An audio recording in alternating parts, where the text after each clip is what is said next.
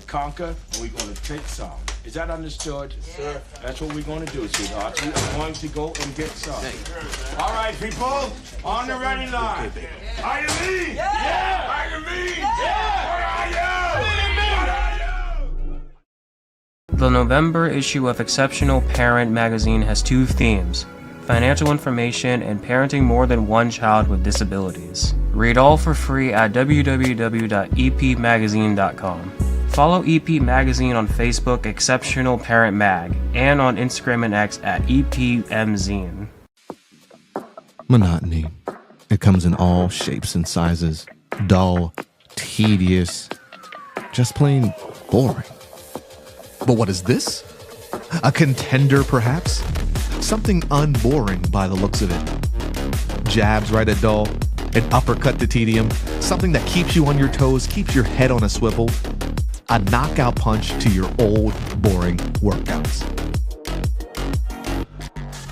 Welcome to Fight Camp.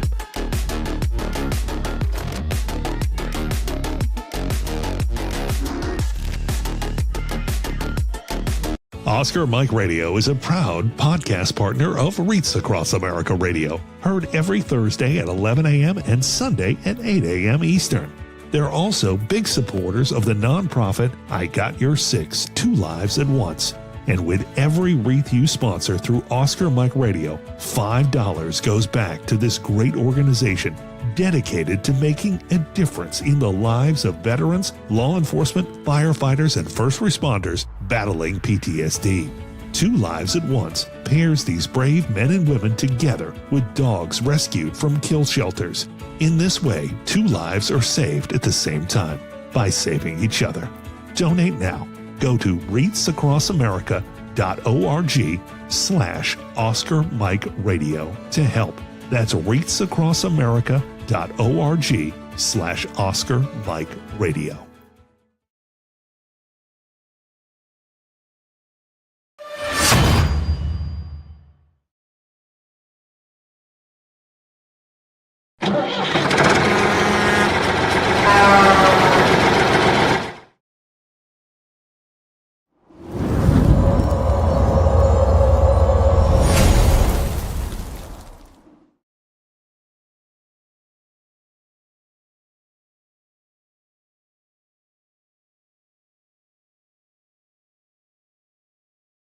Marines are made for this.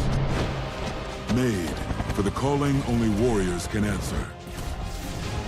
Made from an unshakable belief in our nation and a strength that comes from the determination to win together. But you'll have to earn your place among us, because you don't join the Marines. You become one.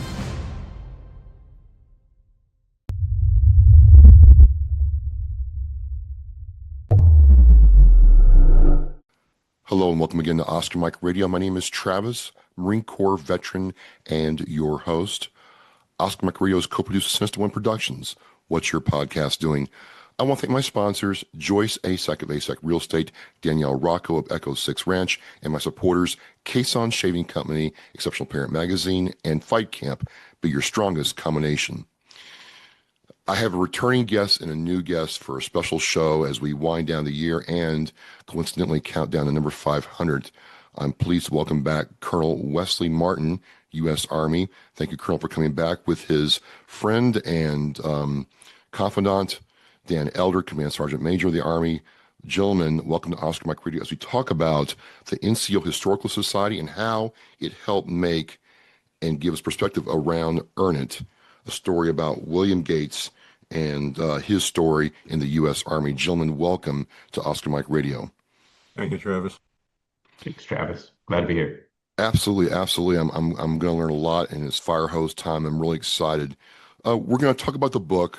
I want to delve into how the NCO Historical Society supports NCOs and tells that story and how it all wrapped up into the book. Just briefly, gentlemen, starting with Colonel Martin, just introduce yourselves, what you did in the Army, and then we'll go into some of the wider topics, please. Colonel Wes Martin, I started out as an enlisted soldier in '72, got out in 75, came back in 77 as a second lieutenant, and then bounced between the reserve and active duty. Uh, Served several assignments, 123 months of command time. But my favorite assignment and the most difficult, probably most stressful, was when I was the senior anti-terrorism officer for all coalition forces in Iraq. Mr. Elder. Yeah. Hey, thanks, Travis. Glad to be here. Great to meet your audience, too. I'm Dan Elder. I was an Army Command Sergeant Major, served 26 years. I was a sustainer, an Army logistician. Passed through all the ranks from squad leader, platoon sergeant, served as first sergeant. I was a drill sergeant, an instructor. I worked at the Army's Sergeant Major Academy developing curriculum. I went on for 11 years as a Command Sergeant Major serving a battalion brigade at a operational one-star level command. And then I culminated my career as the Command Sergeant Major of the United States Army Material Command, which is the senior logistics command for Army, and served again for 26 years. Great honor to serve our country. So glad to be here and let y'all know a little bit about what we're doing here since I retired. So this is fantastic, gentlemen. I'm having a great time already. And the title of the book is Earn It. And, thank you, Colonel Martin, for saying this to me. One of the things we kind of talked about is how's leadership work in the Army at the NCO level and, throughout all the branches. And I'm reading through this book and I'm like, wow, this kind of encapsulates a lot of the things that I experienced in the Marine Corps, even though I wasn't an NCO. And so, my first question is, how did this come together with the NCO Historical Society and the NCO support to make this happen, gentlemen? It's kind of a broad-ended question, but this is the result of a lot of love and effort for Command Sergeant Major Gates's life and service. How the book originally came together is Sergeant Major of the Army, retired Gates, and I were both living in Albuquerque at the time. And we got to meet each other at a military function, and we both had a love of history. So what we ended up doing is on the weekends, we would go to all the national historical sites, the parks, Fort Union, Pecos Pueblo, anything that had history to it. Sergeant Major Gates and I would go, and we had a tape recorder on the console right between us, and we would just have conversations. And I was learning so much from him, even though I was now a lieutenant colonel myself, and I was learning things that I wished I knew when I was a private, and I wished I knew when I was a captain. And it was just such an exciting adventure. And Governor Ridge probably said it best about the book is it's an example of what can be accomplished when an officer and an NCO works together. Once Bill Gates and I finished the book, we were looking to who should we reach out to publish it. And we realized the right people to reach out to would be the NCO Historical Society. They had already done Jack Tilley's book, which Dan worked on extensively. And I reached out to Dan, and he said, send us a sample chapter. And we sent the chapter from when Sergeant Major Gates was the first sergeant of the newly formed Ranger Company. At the Ranger Battalion had just been fired up. And even though Bill was on the Sergeant's Major list, he was selected to be the first sergeant of Alpha Company. And at that point, I'll yield over to Dan.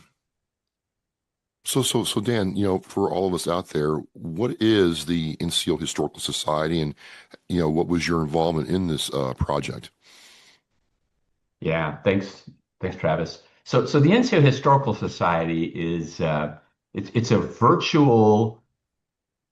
I guess it's a virtual archive of 250 years of United States Army NCO history, stories, topics, of archival data, It's really a collaboration. It's a consolidation of things that relate to the stories of the NCO Corps. So let me go back, and I got to Okay. go backwards to get you to where we're at today. No problem. And so I'm going to tell a little history here too. In 1991, I bought my very first computer, first desktop computer. Think back, 91. And attached to it was this thing. I didn't even know what the heck to call it. It was a modem. And I didn't know what the heck you do with the modem, but I wanted to figure it out. And so I went to some computer user groups that, back in the day, people used to meet, at a bar, or, kind of like we do with car shows or something where you like cars and coffee. Well, us computer nerds did stuff just like that. And so I went to this computer meetup and talking to some other people, and come to find out the way people communicated in communities before podcasts, before social media, blogs, and all this stuff was through these things called bulletin board services. And so I started kind of plinking around with these things, and I learned how to connect to other people and communicate virtually. And what we would do is you'd use your computer and your modem, and you would dial into a bulletin board service, and you would log in, and you could do all kinds of things. You can comment, you can join conversations, you could play games, you could download shareware. It was an interesting community. And so I decided that there was a gap, and I created my very first bulletin board service called the Old Soldiers Home BBS. And what I did is I brought together my love for the Army. I was a soldier, and this new thing, this new tech called computers. And I did that and ran actually two bulletin board services. I also ran the Fort Knox BBS, the Army's official BBS at Fort Knox, Kentucky, until I PCS'd and left. And then I started commercializing and doing some stuff. I went overseas, and I came back in 1997, and my bulletin board had been running. I had changed the brand and the marketing. And so in 1997, when I came back, bulletin boards were out. There's this new thing that was happening called the World Wide Web. In 1997, I was taking a course to learn how to code web pages. And as part of it, I had to create my own website. So there we go, all over again. I created the very first professional NCO website as part of a class project, and it caught on. It became very popular. And one of the things it was a clearinghouse for all things for NCOs that would help you be a better NCO. Now, this is 1997. Think about that. Yeah. And so we were recognized as the first ever to do a leadership forum, so much so that it grew and grew over time. The Army adopted it. And we gave in 2005, I had a bunch of volunteers, 25 volunteers all across the United States Army, sergeants who helped run this community. And so let me just tell you a little about the community because it's important to this story. Sure. I created a subsection of the NCO website, the original NCO website, called the NCO Historical Society. And it was just kind of a made-up name, but what I did is I put all these things together that related to the stories of enlisted leaders. Now think about that as just in joint terms, and I use the word enlisted leader because it resonates with all of us. Whether you're a lance corporal, whether you're a sergeant first class, whether you're a chief petty officer, we all have this role, this leadership role we have to do, and we have to learn as we sometimes OJT or go to PME. But the fact is at that time there was no Google, there was no you couldn't use AI, there was no place to go. And so what I did is I put all of these things together, like charts, like battle drills. We would put together aids, finding aids. There would be pre-made, like speeches. If you had to go give a speech or something, there were all of these documents that were shared from the community that were stored. We put them in buckets. We put them in. We organized them in a very functional way that you could find tools that you could use to do your job as an NCO. And that's how it all started. And so the NCO Historical Society specifically was more targeted toward capturing the stories of enlisted soldiers. The tagline I used was, "You've heard about the generals, now learn about the sergeants." When I came up as a soldier, I heard about people like MacArthur. I heard about Omar Bradley. I heard about all these great officer leaders. Even in the Army, we highlight Audie Murphy. Well, when Audie Murphy earned his Medal of Honor, he was an officer. He went on to be promoted, and he was a battlefield commissioned. He was Mustang, and many of his exploits happened when he was an officer. And so what I felt like at the time is the enlisted story had not been told. And there was no one place to go to bring all of this together. So that's how this came about. We moved it to its own independent domain. Right now, it's got reams and reams, hundreds and hundreds of documents that are for free, that are available to the world to go to and download these things so you can read, research, study, and learn more. And so as a side project is we also started producing books. So that's kind of where, this is kind of how this all got to this point. And I'll be glad to take pause for a second, see if you have any feedback or questions first before I go on. Well, sure. We're going to get into the wider story. I guess my first question is then, what was it particularly about Command Sergeant Major Gates's life story for both of you that warranted this kind of project to tell his story? It might be a rudimentary question, but it does interest me that, there's a lot of NCOs, a lot of staff NCOs out there, but what is it about his story that really said, what, we need to tell it and have it be part of this organization? I'll go ahead and take the lead first. In one example, it was accessibility. Okay. Because Bill and I were right there together. At that time, I was also working with a lot with the first Sergeant Major of the Army, William Wooldridge. He was in the El Paso area. Bill was in the Albuquerque area.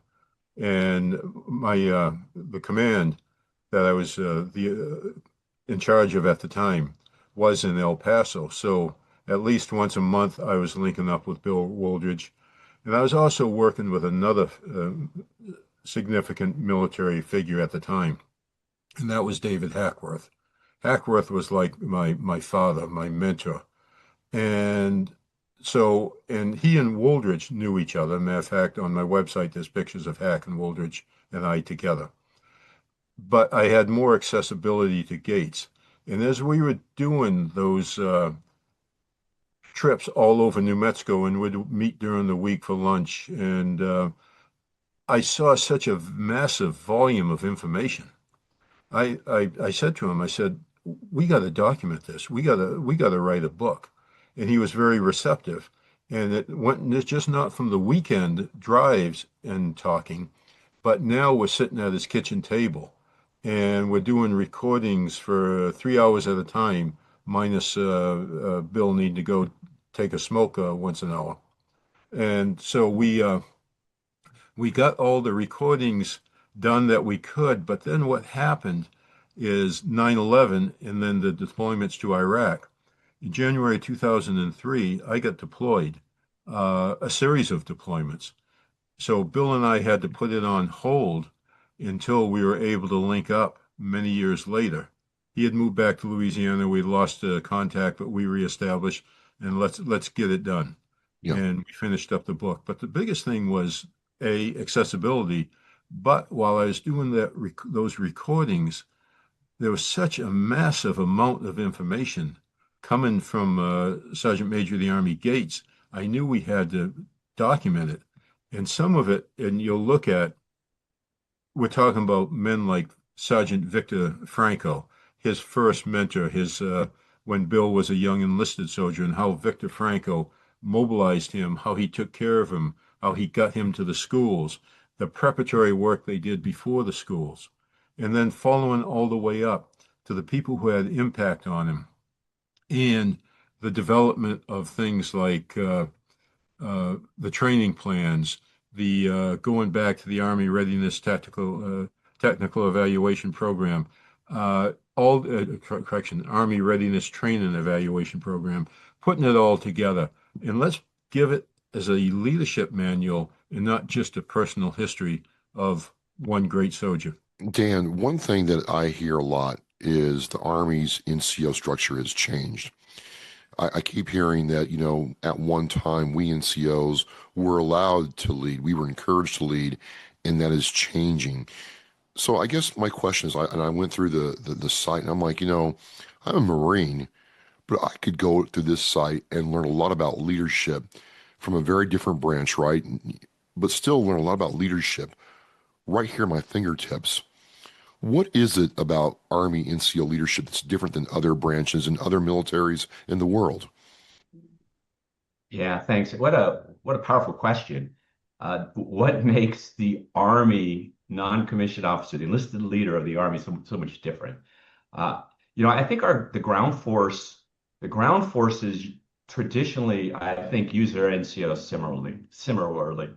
I think the Marine Corps follows, or they're unique in their own way, obviously, but I think they follow more the model of the Army. They mirror each other, I think, in the way that they use enlisted leaders as compared to the sea service.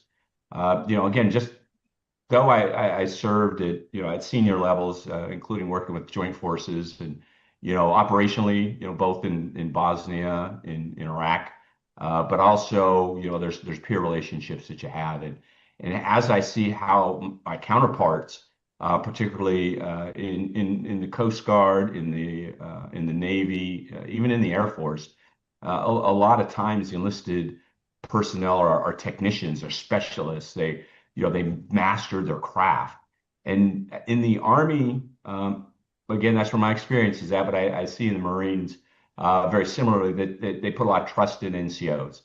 I think the junior NCO in the Marine Corps probably has more responsibility, maybe more authority sometimes in the Army NCO, but I think that's more about scale and volume, and there's just so many Army NCOs. We've got layers. We've got this thing called the NCO support channel, which parallels and it doesn't replace, but it parallels the chain of command. Now, unfortunately, a parallel chain will sometimes cause friction in between our officer counterparts. Now, NCOs don't command. We don't command. We execute the orders of the officers appointed above us. And if we lose our way and think ever that we are commanding or leading organizations, I think we get a little off. But going back to your question, what makes the Army NCO so much different? There is structure, there is responsibility, there is this duality that we have where our senior officers have a counterpart, enlisted counterpart. At the platoon leader has a platoon sergeant who can step in and do the platoon leader's job in the absence of them, should they need to be. However, they're more experienced than their platoon leaders in most cases, not always, but in most cases. They train. That's their role, is to train platoon leaders. And then the same thing happens at the company level, company, battery, and troop, where a commander who's experienced now, but still we assign them a senior NCO who's sometimes 15, 20 years of experience, usually within that career field, who can advise, which is what we do, is advise. I think what makes today's NCO different than the NCO of the 1940s, the 1950s, and even during the Vietnam era was the investment the Army has made in educating non-commissioned officers. That's one of the keys to what makes Army NCOs different. We have 5 levels of NCO PME. Starts at the basic level. We have a senior, advanced, a senior, a master, and then the pinnacle, which we call the sergeant's major course. There's some functional courses after that most people don't really track, but even then we have specialty schools. We have kind of charm school. We even have joint schools where we go off and work with our enlisted counterparts from the other services. So what I think is one of the biggest differences, and it is a result, and guys like, let's take it back. Let's take it back to the story. We're really talking about Sergeant Major of the Army, Bill Gates. And Sergeant Major of the Army was one of those Vietnam era soldiers who helped reconstitute the non-commissioned officer corps in the wake of really a tough war that we had in Vietnam. And oh, by the way, the sergeant major of the Army rank is relatively new in the United States Army.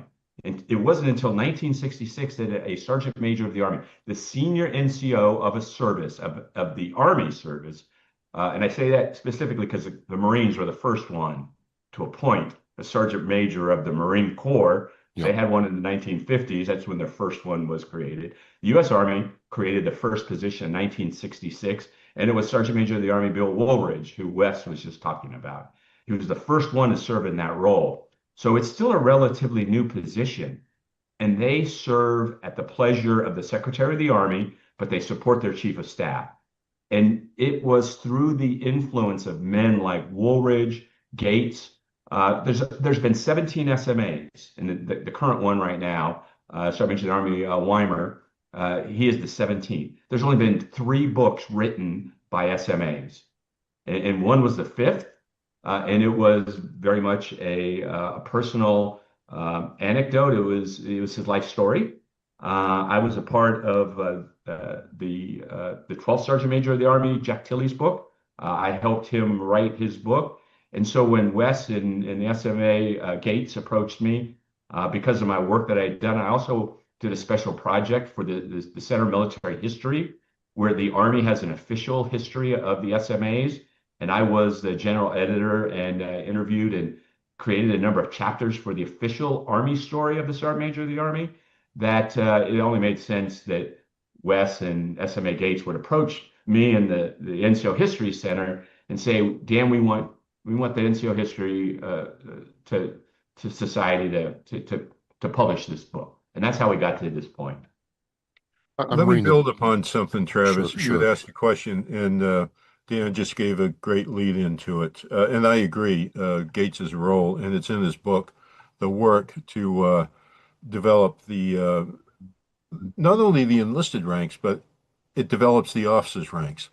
One of the things Gates always talked about was the 3 pillars of soldier development. 1 was the individual soldier, 2 was the command, and 3 was the formal schooling. And Bill always worked hard. He learned from Victor Franco. He learned from others how the unit should be building. And then when he became top soldier, as he moved along, he was pushing the NCO academies to reform. Another point you had asked, and it's real important, is you look at other NCO corps throughout the world. The biggest change I saw was in Ukraine. When I was the senior anti-terrorism officer in 2003, 2004 in Iraq, I worked with the Ukrainians. Their NCOs did not make decisions. They were using the old Soviet style, the Russian style of, we will only do what we're told and the Russian officer will tell us what to do. They learned from the Americans, and they watched the Americans. I was there watching them watch the Americans and the American NCO style. Like, if I died, my major took over. If he died, the sergeant first class took over. If he died, it went all the way down to our 3-stripe. We had no problems with that. The Ukrainians learned from us. When Putin invaded Ukraine, he was still thinking he had came out of the KGB, a paramilitary organization. Right. He was still thinking the same way. And that's why so many Russian generals and colonels got killed on the front line, because they had to make all the decisions. Meanwhile, the Ukrainians had developed this ultimate weapon called the NCO Corps, that they were able to make decisions. They didn't have to run higher. And as a result, Russia thought it was going to get an easy walk into Ukraine. Initially, it did. But then the Ukrainians started fighting back. And in all honesty, the Russians were overstretched because the Ukrainians had adopted the American model of the work between the officer corps and the NCO Corps. Dan, would you like to pick up on that? Yeah, I was going to ask about that. What I really want to dig into now is talk to me about the relationship between officers and these enlisted leaders, because that's missed a lot of times, I feel. Which one do you want us to answer? We'll talk with Dan first. You know, how's the NCO officer relationship work or supposed to work? Yeah, I think understanding the officer NCO relationship is really key, and it's imperative for soldiers of of all stripes, whether you're officer or enlisted. It's really important that we understand that each has the role, and then it's important that we serve in those roles. And there are lines that have to blur, particularly in in combat, when times are tough, when you do good hard training. Sometimes those lines blur. There's this word that some people kind of shy away from. There's officer business and there's NCO business. And some people, kind of take offense to that because it's all Army business. It's all leadership. But there are some things that are functionally the roles and responsibilities of an NCO. Our officers, our officer leaders earn their authority. Their authority is presented to them by Congress. They are dictated within the Constitution.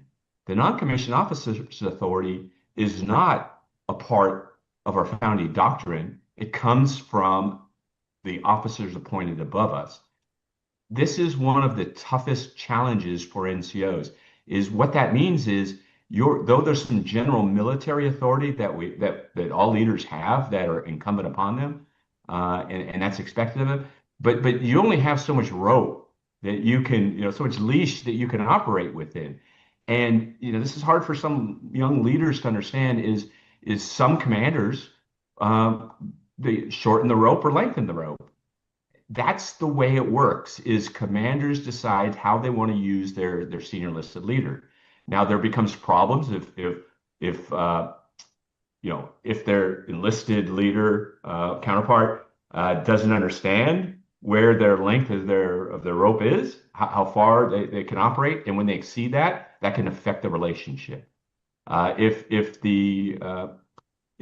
the subordinate leaders across the organization don't know what lanes the enlisted leader operates in, that can cause friction in an organization. If a first sergeant has been tasked by his officer, his commander, to supervise or provide overwatch, there could be an extra set of eyes for your boss. If he or she's asked you to look at a certain area, but they haven't explained that to their subordinate officers, that's when people start to think NCOs are getting into their business. A platoon leader can really get their hackles up, if they think the first sergeant is getting in their lane. Yeah. So it's really, you've got to draw clear lines of authority. Commanders do. They've got to be clear what their delegations are, not only to their enlisted leader, and the enlisted leader needs to understand and have that feedback, but they also need to share that with their units, their organizations, so they know what those expectations are. Because there's nothing worse than this misperception that an enlisted leader, a sergeant, is operating outside the boundaries when really they've been tasked to do that by their boss. So I'd love to hear Wes's commentary on how do you delegate and how do you use your enlisted leader. But this has really got to be very clear between the two counterparts at each echelon. How does that work from the officer's side then, sir? Let me give you my side, because quite often other officers would tell me, well, you're too lenient or you're too strict, sometimes in the same breath. And Dan's right about the rope, but the rope is made of rubber. And if the NCOs are really doing a good job and you have their trust and confidence and they have your trust and confidence, it works well that you can let that thing stretch out. But you've got to give them top cover. Now, and I've had bad officers working for me, and I've worked for bad officers, but also, and even Hugh Shelton once, the former chairman of the Joint Chiefs, mentioned he's learned as much from bad seniors as he has from good ones. But you're flexible, and it depends upon the circumstance. It depends upon the situation. When I was when I was a company commander, my first sergeant, Bill Lewis, I could give him total flexibility, and everybody knew that he and I worked so closly together. If he was telling them to do something, they better do it because it was coming, because I was going to be totally behind him. Likewise, I joke sometimes, the reason I know so little about medicine is Bill Lewis, when he was my first sergeant, he came up as a medic. So some soldier would come to me and, sir, I don't feel good. Well, go see the medic. Well, that's the first sergeant. You're right. So, and Bill wasn't going to let him slack. And Bill and I worked so closely together, we were also interchangeable. Now, there were times when I would sit with him, and sometimes we'd do it on the move. I'd tell him what needed to be done, and then he'd get with Ralph Goen, my field first, or his field first, really, and he'd let the platoon leaders know. And we had such a communication line. But building upon what Dan was saying, that rope is made of rubber, and it depends upon, especially upon the quality of the person you're working with, and then the situation. Getting back to Earn It, the book's put together, and this is the thing that I got out of it, is Command Sergeant Major Bill Gates didn't think that leadership was something that was gifted to him. All through the book, there's this aspect that he had to earn his promotion, earn the right to do this, earn the right to go to that school. Earn It is very foundational to what he believed in. And, you know, he's not here, but did you pick that up as you're talking to him? Why did he believe so strongly in that aspect of earning it and not expecting somebody to give it to you? One of the early questions Bill asked me is, he said, what were the last two words that Tom Hanks said in the movie Saving Private Ryan? The answer was, earn it. And as we got talking more and more, Bill said to me, that's what I want my book to be named.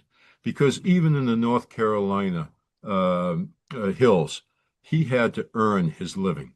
Yeah. His family had to earn their living. They had to take care of each other. His older sister, Alice, went and got a job, but she came back and shared the money with the family, buying them things that they need. When Bill ended up going enlisted his first tour in Berlin Brigade, he watched a colonel, brigade commander, Bill Whalen.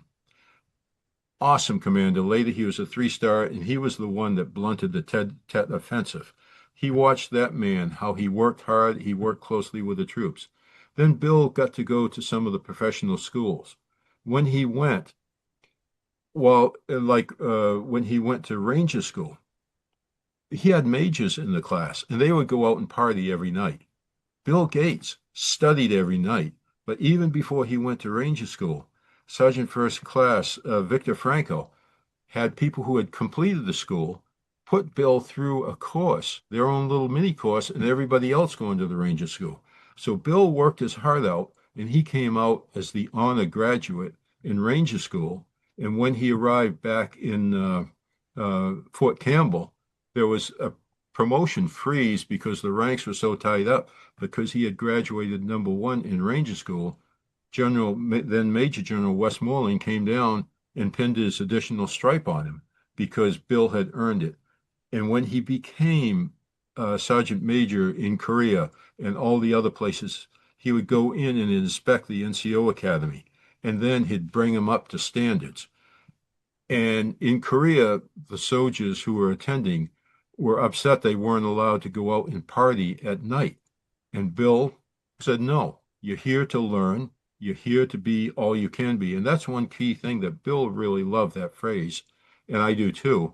Be all you can be, because it's up to the individual to be all he can be using those 3 pillars of education. And it's units to be all they can be, all the way up the ranks. We're talking about Earn It, Dan, but as you go through the NCO, Historical Society site, there is a lot of information. Is there a book or document that I should start with first? Because it was almost like too much, which was a good problem to have. What would you suggest I go to first? And you got something there that you can share with us? Because I'm glad to see that this is going to be part of it. Yeah, great. So let me just tag on to Wes what he said first, and then I'll talk a bit about the website ncohistory.com. So I mentioned there's only been 3 books written by sergeants majors of the Army, and Bill is an old soldier. we had a chance to go and visit him just not too long ago. Wes and I did, as we presented him his copies of his book when we, when we published. So this is a timeless leadership lesson. It's not just for soldiers. It's not just for our veterans. This is really a great lesson in humility. It's a great lesson in really a type of soldier that we have a modern soldier today, modern NCOs, modern sergeants major, but these guys they wrote the book. I mean, they literally wrote the book on how to do this. So this does join our inventory of NCO focused material. And so when I put the NCO Historical Society together, we create a website, NCOhistory.com. It's all free. And so what I thought about is, I'm a researcher. I'm a citizen historian. I write books as well. Matter of fact, my latest book, NCO School, was just published last month. Oh, really? In parallel, while I was working with Wes and the SMA, I had just wrapped up writing a book on a Vietnam era program called the NCO Candidate Course. And it's not so much to plug my book, even though I did. It's really it's a culmination of continuing to tell the story of the NCO Corps. It's a feature, not a bug. And so I got to, again, go back a little bit to tell you about this. We didn't have, so soldiers, enlisted soldiers and the NCOs were not necessarily always considered professionals. That's what you did. You did a hitch in the military. You maybe a couple of years here, you did an assignment, you went to war, you came back. But for the enlisted soldier, it was a job. The officer corps has always been considered a profession. And the NCO Corps didn't really start to professionalize until after the Vietnam era. And it was really through the Army's investment in education and training. They created a career plan. Army NCOs didn't have career plans. Stripes stayed with the unit for almost the entire history of the Army until, after we came out of World War II. When a soldier would move to a new unit, which didn't happen that often, but they would, if they were a sergeant, their stripes belonged to the regiment, and they would lose those. And so what happened is the only way to reward great soldiers in the day was to give them a commission. And so much NCO history has been lost because the best soldiers, the most honorable soldiers, not just warriors, but thinkers, tacticians, the best soldiers oftentimes, again, it was a feature, were promoted into the ranks of the officer corps. Though many have to go, we call it bootstrapping back then. They had to go back now and earn their education. Some would go off to professional military academies, West Point and the like. But just because that's the way the Army was designed, there just wasn't this great legacy. But really, when you peel it back, all the way back to 1775, the first badge, the first medal that we had was called the Military Badge for Merit. And it was the Purple Heart, and it was a sash. And the only people that were ever awarded it were NCOs who had battlefield honor during the Revolutionary War. Only NCOs. And so it's stories like that most people don't know about. And to me, that's what I wanted to do. I wanted to put things together. And so what I've done is I've organized through this thing we call the vault. I have a listing, an index of documents that are there by topic.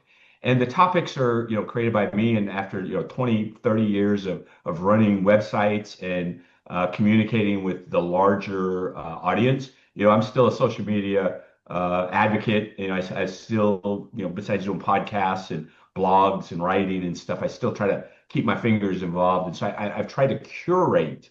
I call myself a curator. I curate this NCO knowledge into classifications that may make sense. So if you're really trying to find a topic, the easiest way is you go to the search bar and you type in a keyword. That's how you find it. But if you really want to do some deeper research, you can go to the index in our menu, and you can select it in the index, and there's a listing of things. But the vault has really some of the most popular things that people are looking for. There was this article written by a guy named, a couple of guys, Doc Banshin, Wes probably knows Doc Aviator, and Braden. They wrote this article many years ago in a magazine, Parameters, an Army magazine, called "The Problem with the Command Sergeant Major Program," which has been, it's been a sore spot for the NCO Corps ever since it was written, but there was a lot of truth to it. So a very popular article. People always come looking for it. So what we've done is we've also put some articles or research information right at the tips of the fingers those who are searching, but we also have indexes and a quick, easy search bar that allow you to find what you're looking for. Well, thank you. Colonel Martin, Governor Tom Ridge was, involved with the introduction for Ernan. How did he get involved, and what was his feeling as he read the book? Tom, he and I first started working with each other, ironically, over the Iranian resistance. Okay. There is a resistance organization dedicated to bringing democracy to Iran. And Tom himself was a staff sergeant in Vietnam. Then he got out, went back. He was probably one of the few Harvard-educated NCOs in Vietnam. He got drafted. He served well, and he always kept his loyalty to America and to the military. So what happened is he ended up going back to Erie, became a county prosecutor, became a congressman, ran for governor, and then when 9/11, George W. Bush reached down and said, "I need you to take over Homeland Security," which he did. And then Tom and I later started working closely together, and we see each other about once a month. And I was telling him over the years the work that was going on, and he was always encouraging me, always, let's get the story there. So when it came time for an introduction, I asked Tom if he would be willing to do it. He said, "I'll be glad to do it." And he did. And the introduction, you can see into Tom when you see into the introduction. A very great, dedicated American. Also, the endorsements that we received from the 3 4-star generals: George Casey, former Chief of Staff of the Army; Jim Conway, former Commandant of the Marine Corps; Chuck Wald, Air Force 4 stars. When you think about it, to have an Air Force, Marine, and Army 4-star come out and say, "This is a great book." And then Louis Freeh, former director of the FBI, came out and said, "This book applies to more than just the Army." All of us work together frequently, and as a result, all those 5 people were cheering me on while I was doing it, and even saying, "No, you can't put this in there." A couple things. One thing, to deviate for a second, that we need to give Sergeant Major Gates credit for. Historically, when the Army would have a reduction in force of its officer corps, decades past, these officers who were basically being fired were then allowed to go into the NCO Corps, and they would jam up the ranks. And I remember reading about that. Like, that was weird. It was disgusting, because you'd have NCOs, and it happened to me when I was a young junior enlisted soldier. All of a sudden, we had a bunch of rifted officers into our unit. Some of them were very good, but they jammed up the promotion system.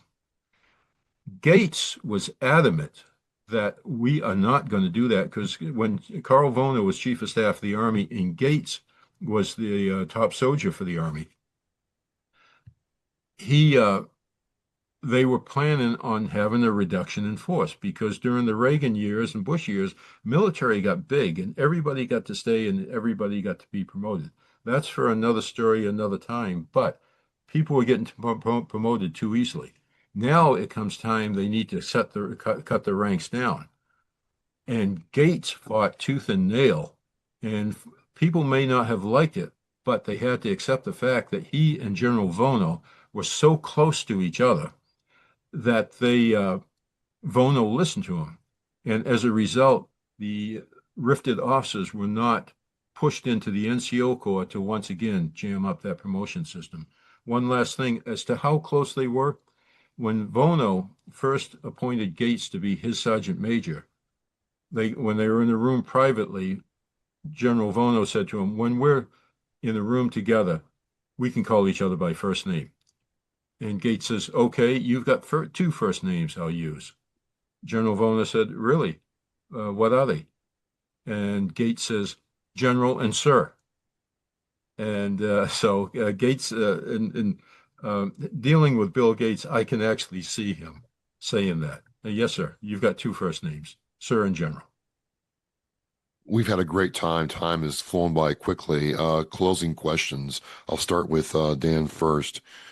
When people go to the NCO history site and look at everything that is there, what do you hope they take away from it, or even better, want to add to it? Yeah, thanks for the add to it part. That's so far this has been a labor of love of just a few people to put this together. And I love contributions. Matter of fact, there's an Ask Me. I love answering questions. There's so many vast questions about the Army NCO Corps, and sometimes just finding somebody who has the wherewithal to provide that answer. And we'd love to have documents, first-hand accounting documents, not necessarily stories or legends, but we use back channel messages, regulations, all types of stuff. So what do I want people to take away from the site? Without having to drive or fly to the National Archives, if you are doing research on an NCO or NCOs in general, just think about Hollywood that seems to get the military message wrong, 90% of the time, right? If you're trying to understand what your father, your grandfather, your uncle, your spouse did when they served in the military, when they say I was this or I was that, what is a sergeant? If you want to know about what were the roles of the NCOs, if you're a sergeant somewhere and you're looking to model after good leaders like the sergeants major of the Army we've talked about, all 17 of them, but most particularly Bill Gates. And I also want to mention too, again, just call it back. If you want to know about Governor Ridge is a graduate of the NCO candidate course that was created in Vietnam. He also, coincidentally, we did this separately. This had no relationship, but he also wrote the foreword to NCO school because he was a shake and bake sergeant, which was a program that was created just for the Vietnam War to help create fire team and squad leaders to fight in the jungles of Vietnam. And he went through that program, Governor Ridge. So if you want to know about him, when you're done reading Earn It, take a look at NCO school and you'll learn more about Governor Ridge and what he went through to become a sergeant. And that's what this is about. I'm sorry, the last thing, and I'll shut up, is NCO, to understand the NCO story, you've got to start somewhere. And NCO Historical Society at ncohistory.com is a great place to learn more about Army NCOs. We'll have those links in the Oscar Mike Radio show post and website post. Dan, and thank you so much for sharing with us. Sirs, last question. This seemed more than just a project. This seemed like a true labor of love, not just for the command sergeant major, not just for Bill himself, but as a friend, and to show how brotherhood transcended the officer-NCO relationship. My last question to you is, sir, is what do you want people to leave with when they finish the book and get to know Bill in a way that they might not otherwise get to know him? The greatest thing about Bill, and many great things about Bill, he started out, basically the family, I don't want to say poverty, but they were in tough straits. But he worked as his father worked, as his mother worked, his family worked, and he kept that work ethic all the way up. Anybody who wants to, go back to the Army slogan, be all you can be, anybody who wants to, in the ranks, they can push as hard as they can, and they can succeed, as did Sergeant Major Gates. And in all honesty, the book was written as a guide to help people show at each one of the ranks what's available, the schooling system. The military has a dynamic schooling system. That's how come I was able to leave the ranks in 75 and return in 77 with a commission, because when I was in Korea, I went to night school continually, except when we were in the field, and I was in 2nd Infantry Division. There was a lot of that. But the education system worked with us.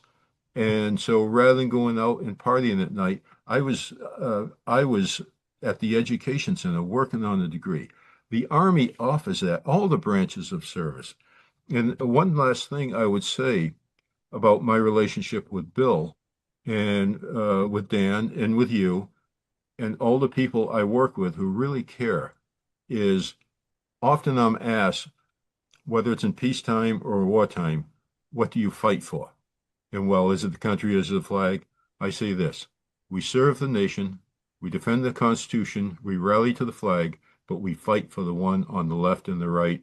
And I was honored for several years to have Sergeant Major of the Army Gates on my flank. Well done, well done. Again, ladies and gentlemen, you get to read a book that kind of shows you how these relationships work, and it's all about relationships, even when we're in a wartime or peacetime setting, following orders or accomplishing the mission. I want to thank both of you gentlemen for coming on and sharing so candidly and openly with me. I think we just scratched the surface, but hopefully we can go back and delve into some of these matters more in depth. I'll have the links to the NCO history website, and check that out, because even as a Marine, there is plenty to learn from our Army brethren. And I'll just close with this. I still go back to what General Powell said about leadership. And he's right. If your troops are not coming to you with their problems, you're not fit to lead. And that has certainly influenced how I try to lead my teams, in my civilian life now. So again, gentlemen, thank you so much for your time, and I appreciate you talking with me. Thank you. Thanks, Travis. Again, folks, get this book. It's on the site. I'll have that. NCO School is my next one to check out. I'm Travis with Oscar Mike Radio. We're Mission in Flight. We'll see you next time. The biggest fear Gold Star families have, that their child will be forgotten. We need to never forget freedom wasn't free. It's the fact that they give us the life we have now. We should remember them and give thanks to them. If I can be a part of something today that's going to make the surviving family of any of these veterans, these heroes, feel better tomorrow, then it's worth it. That one wreath symbolizes one family that was able to smile because of the generous donations. To sponsor a wreath and honor a veteran, visit wreathsacrossamerica.org. Thank you for listening and watching Oscar Mike Radio, where our active duty service members and veterans are in action and the mission is in flight. Oscar Mike Radio is an oversized load Co-Sinista One production. If you are a veteran or know a veteran who needs help, please dial 988 and press 1 for the Veterans Crisis Line.